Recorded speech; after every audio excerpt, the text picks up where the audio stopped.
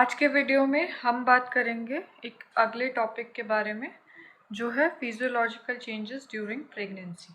Pregnancy में एक women के बॉडी में क्या क्या चेंजेस आते हैं, कार्डियोवास्कुलर सिस्टम में क्या चेंज आता है, नर्वस सिस्टम में क्या चेंज आता है, रेस्पिरेटरी सिस्टम में क्या क्या चेंजेस आते हैं और जेनाइटल ऑर्गन्स में क्या क्या चेंजेस आते हैं, वो हम देखेंगे।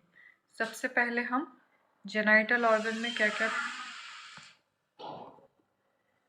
हम बात करेंगे जेनाइटल ऑर्गन के बारे में। जेनाइटल ऑर्गन्स में क्या क्या चेंजेस होते हैं, तो सबसे पहला आता है वल्वा। वल्वा क्या होता है? वल्वा एक टर्म हमने दे रखा है। जो भी एक्सटर्नल जेनाइटेलिया है उनको अगर हम क्या कंबाइनली किसी डिस्क्राइब करना चाह रहे हैं किसी वर्ड से, तो वो होता है वल्वा। तो लिखा हुआ है vulva is a term to describe all the structure that makes female external genitalia. Female external genitalia को बनाने के लिए जो भी सारे स्ट्रक्चर होते हैं उनको कंबाइनली बोल देते हैं वल्वा। वल्वा जो होती है वो क्या हो जाएगी, प्रेगनेंसी में बहुत ज़्यादा वेस्कुलर हो जाती है, क्योंकि हमें क्या चाहिए, ब्लड सप्लाई ज़्यादा चाहिए। ब्लड सप्लाई की वजह से क्या देखने को मिल सकता है, वेरिकोसिटी, मतलब जो ब्लड वेसल है उन पर ब्लड जो होगा वो ज़्यादा से ज़्यादा मात्रा में देखने को मिलेगा और ब्लूइश डिस्कलरेशन दिखेगा। साथ में हाइपरट्रोफी देखने को मिलती है, क्योंकि हमें क्या चाहिए है, क्योंकि अब क्या हो रहा है, एक फीटस को क्या करना है, डेवलप करवाना है, तो उसके लिए क्या हो जाती है, हाइपरट्रोफी देखने को मिलती है। इसके बाद जो चेंजेस होंगे वो हम देखेंगे वजाइना में। वजाइना में भी सेम चीज़, वेस्कुलैरिटी इंक्रीज़ हो जाती है। और क्या होता है, वेस्कुलैरिटी इंक्रीज होने की वजह से क्या होना, ब्लड वेसल ब्लूइश डिस्कलरेशन देखने को मिलता है। जिस ब्लूइश डिस्कलरेशन को हम क्या बोलते हैं, जैक्वेमर साइन या चैडविक साइन हम जिसे बोलते हैं।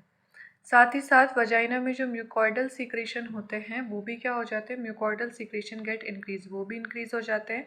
और वो कैसे बन जाते हैं, थिन हो जाते हैं, कर्डी वाइट दिखते हैं। उनकी कंसिस्टेंसी कैसे हो जाती है, पतली हो जाती है, थिन हो जाती है। और साथ ही साथ जो पीएच होता है, वो पीएच जो होता है वो और ज़्यादा एसिडिक हो जाता है, लगभग 3.5 टू 4.5 तक पीएच पहुंच जाता है। और ये पीएच किसकी वजह से कम होता है, तो डॉर्डलिन बेसिलाई, जिन्हें हम लैक्टोबैसिलस एसिडोफिलस बोलते हैं, उनकी वजह से होता है। वो क्या करते हैं, जो एपिथेलियल ग्लाइकोजन है उसको कन्वर्ट कर देते हैं लैक्टिक एसिड में, और ये लैक्टिक एसिड रिस्पॉन्सिबल होता है क्या कॉज करने के लिए, वजाइना के पीएच को एसिडिक बनाने के लिए। अब हमें क्वेश्चन पूछा है कि हमें एसिडिक पीएच क्यों चाहिए, तो एसिडिक पीएच हमें इसलिए चाहिए ताकि क्या हो सके, इन्फेक्शन को प्रिवेंट कर सके, और साथ ही साथ बच्चे को भी क्या ना हो, इन्फेक्शन ना हो। वहाँ पे क्या हो रखा हो, लिखा है it will prevent ascending infection, जो होने वाला यूट्रस में क्या ना जाए, इन्फेक्शन ना जाए, इसलिए हमें पीएच कैसा चाहिए है, एसिडिक चाहिए है। और जो साथ ही साथ हमें क्या देखने को मिलती है, वजाइनल वॉल में हाइपरट्रोफी देखने को मिलती है, हाइपरट्रोफी और हाइपरप्लेसिया देखने को मिलता है।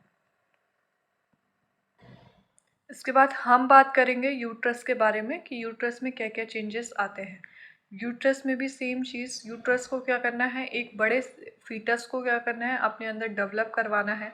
तो उसके सेल्स और जो सेल्स होंगे वो क्या करने लग जाएंगे, ग्रो करने लगेंगे, उनका नंबर में इंक्रीज़ देखने को मिलेगा। तो नंबर में इंक्रीज़ को हम बोलते हैं हाइपरप्लेसिया, और जब मास इंक्रीज़ होता है तो उसे हम बोल देते हैं हाइपरट्रोफी।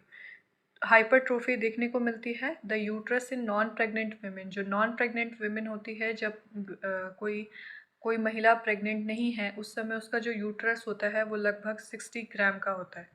एट टर्म यानी कि जब बच्चा पूरा 9 महीने का हो जाए तो उस समय ये यूट्रस जो होता है वो पूरा 1 किलोग्राम का यानी कि 1000 ग्राम का हो जाता है। यूट्रस की जो लेंथ होती है, ये मान लेते हैं ये यूट्रस है। यूट्रस की जो लेंथ होती है ये अगर 7.5 होती है नॉर्मल सिचुएशन में, जब प्रेग्नेंट वीमेन क्या है, नॉन प्रेग्नेंट है, प्रेग्नेंट नहीं है, वो हो जाती है चेंज होकर 35 सेंटीमीटर में क्या हो जाती है, कन्वर्ट हो जाती है, 35 सेंटीमीटर में चेंज हो जाएगी। जो यूट्रस का कैपेसिटी सिर्फ 10 टू 15 ml तक था, वो इंक्रीज़ हो जाता है, कितना हो जाता है, 3 टू 4 लीटर वो इंक्रीज़ हो जाता है इतना ज़्यादा प्रेग्नेंट स्टेट में। और जो साथ ही साथ जो हार्मोनल सिक्रीशन है वो भी इंक्रीज़ हो जाते हैं।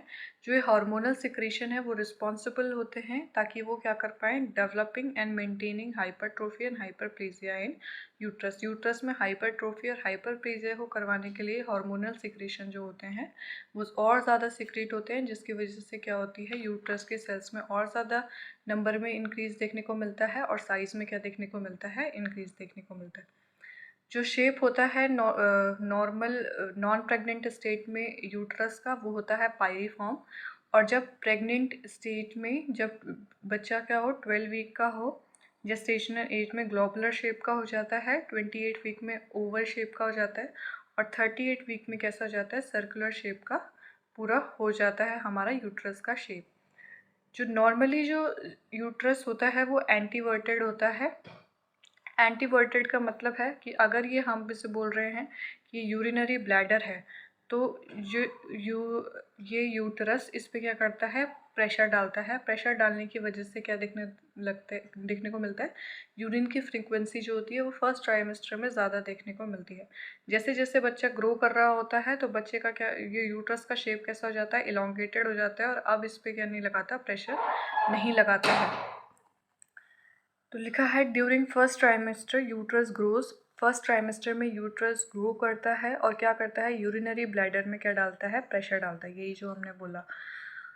जैसे जैसे गेस्टेशनल एज जो होती है वो बढ़ती जाती है, जैसे जैसे बच्चा जो होगा वो इसके अंदर बड़ा होता रहेगा, तो उसका जो शेप होता है वो क्या जाता है। अब यहाँ पे ये इस पे क्या डाल रहा था, प्रेशर डाल रहा था। यहाँ ये क्या बना रखा है, इलोंगेटेड शेप में बना रखा है, क्योंकि बच्चा क्या कर रहा है, ग्रो कर रहा है और यूट्रस का शेप कैसा हो रहा है, इलोंगेटेड।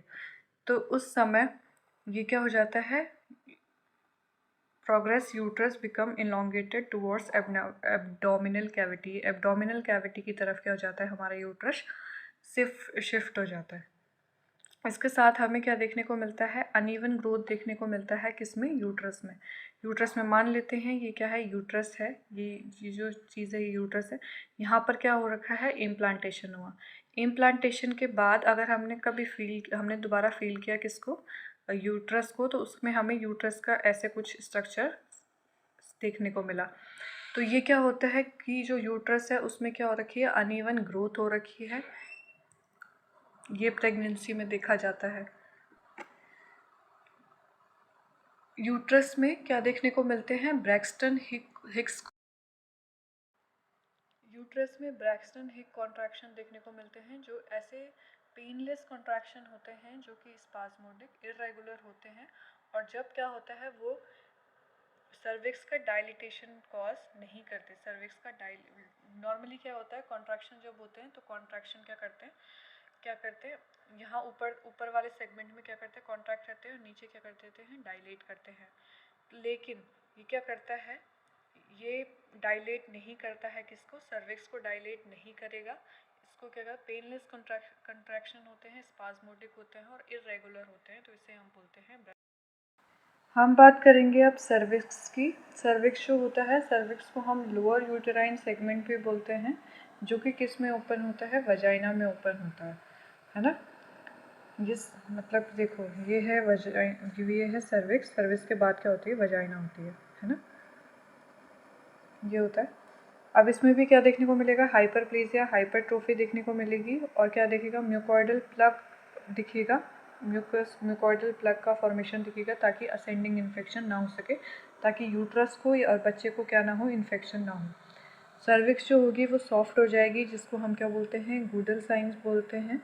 और जो वस्कुलैरिटी होगी वो क्या हो जाएगा, इंक्रीज़ हो जाएगा, किसमें, सर्विक्स में। मोटे मोटे तौर पे यही था सर्विक्स, यूट्रस, वजाइना और वल्वा में चेंजेस के बारे में। म्यूकोइडल प्लग, यहाँ पर जो ये दिख रहा है, ये जो बना हुआ है, ये है क्या, म्यूकस प्लग, जो कि क्या नहीं होने दे रहा, असेंडिंग इन्फेक्शन नहीं होने देगा। कहाँ, बच्चे को सीधा क्या नहीं होने देगा, बच्चे को इन्फेक्शन नहीं होने देगा।